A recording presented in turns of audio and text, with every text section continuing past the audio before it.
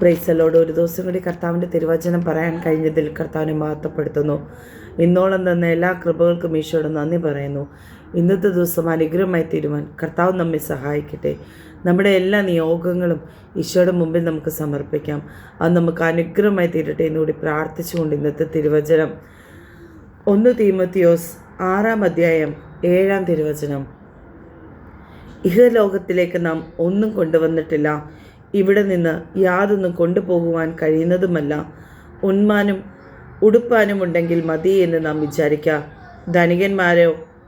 ധനികന്മാരാകുവാൻ ആഗ്രഹിക്കുന്നവർ പരീക്ഷയിലും കെണിയിലും കുടുങ്ങുകയും മനുഷ്യർ സംഹാരനാശങ്ങളിൽ മുങ്ങിപ്പോകുവാൻ ഇടവരുന്ന മൗഢ്യവും ദോഷരുമായ പല മോഹങ്ങൾക്കും ഇരയായിത്തീരുകയും ചെയ്യുന്നു. ദിവ്യാഗ്രഹം സകലവിധ ദോഷത്തിനും മൂലമല്ലോ. ആമേൻ. നല്ലൊരു ദിവസം ആശംസിക്കുന്നു. എല്ലാ മഹത്വം ഈശോയ്ക്ക് നന്ദി.